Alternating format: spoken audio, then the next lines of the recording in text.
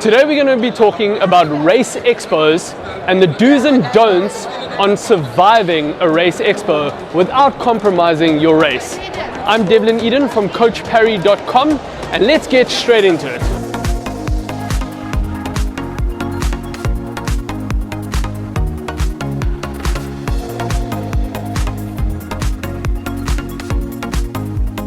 One of the key elements to an expo is getting in and getting out. We all get really excited for the event that we're about to run, and of course all the new toys and everything that you can see and learn about on the day. But you can see everything by going through the memorabilia shop, choosing the couple of items that you really want to see, making sure you get registered, and then spending 45 minutes to maximum an hour at an expo. You can see absolutely everything you need to see. You don't have to keep coming back. It's tempting because you want to soak up all of that atmosphere, but the reality is the more time you spend at the expo, the more time you're going to cost yourself on race day. So the trick to an expo is getting in, having a look around, and getting out. One of the other things that you really need to consider when you're coming to your race registration or the expo for the race is the shoes that you wear. You're probably going to be queuing up and lining up and standing in that line for a lot longer than you thought, or even walking through the whole expo for a lot longer than you thought. And so the shoes that you wear really need to be comfortable. You might think that your flip-flops or your sandals are comfortable, right? But not if you've been on your feet for an extended period of time. And very often in your flip-flops or shoes that don't have something at the back, your feet are working really hard to stabilize, and so you're going to make your feet tired. So even if you walk in your running shoes, just a pair of shoes that is very comfortable. As Lindsey mentioned earlier, we want to get in and get out, and so that is the main goal, of course.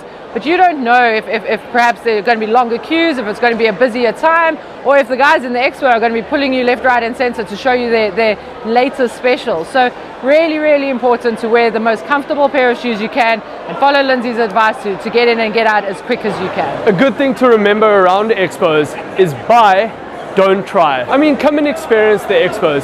There's latest tech in terms of gadgets, running shoes, nutrition. You're going to find it all at these sort of expos. More often than not, great deals, great specials, buy ones, get one free from time to time, some freebies being handed out, a couple of competitions and promos. It's incredible. It's a really good place to come and get new stuff and at really good prices. So we're not saying don't buy, don't take advantage of that.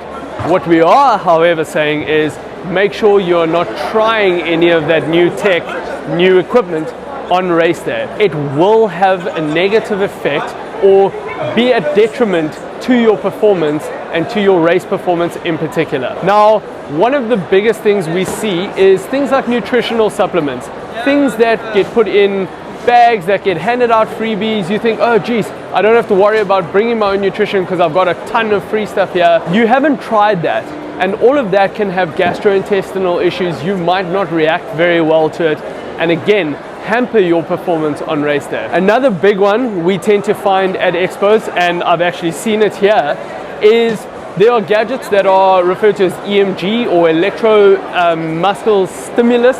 And the problem with that, they're little electrodes that you stick onto various parts of your muscles and forces contraction as a sort of a self-massage, if you'd like. Those tools are really good for recovery purposes, but there is a risk, especially if you've got settings wrong and you're doing those the day or even 2 days before an event, that your muscles actually tense up a little bit, and that delayed onset of muscle soreness, or DOMS as you may have heard, is a very big risk. I know of clients who have tried these things at expos and on race day have actually walked into the start being a lot more stiff, a lot more sore than what they usually are.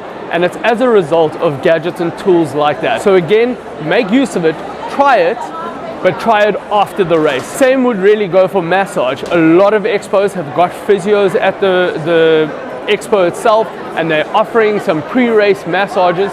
If you are not used to massage, in particular sports massage or a deep tissue massage, again, high risk of being a little bit sore, a little bit tender, and having a negative effect to your performance on race day. So Dev has just gone through the whole buy, don't try aspect, and when you're getting your race pack or your goodie bag, you're going to be getting a lot of fun samples in there. Very often the race sponsors are putting new exciting things in there. The same principle applies here. You don't want to be using that stuff on race day.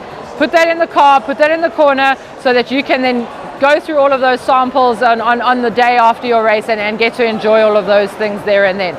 Don't use any of those things on race day. Unless, of course, it's a product you've used through your training. Of course, that's a different story. There might also be things in there that you don't necessarily know what they are.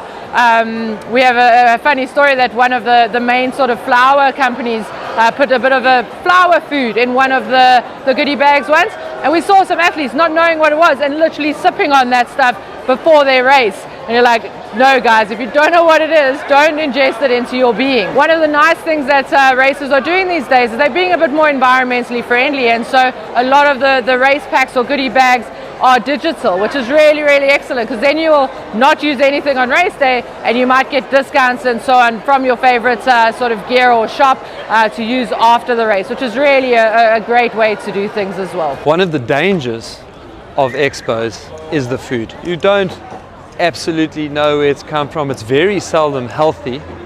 And so what I would advise people to do is to really stick to as closely to the things that you're used to eating as you can, but preferably to grab yourself a sandwich or something that you're much more used to eating. I've learned this one firsthand from experience.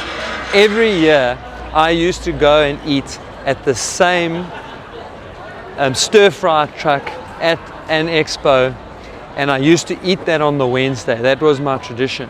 So I went and had my traditional sweet and sour stir-fry one year on the Wednesday before race day. And let's just say I did not get to finish comrades, and that is my one and only DNF, because I spent most of it in Port Toulouse along the route. So now that we've got you through the expo and you've had a shopping spree and you've had a really good time, go get off your feet, go have a good race on race day, and after the race, if you're interested in some training and you want to know how smart runners train, check out the video on screen now. If you did find value to this, don't forget to like and subscribe to the channel, and we'll check you next time.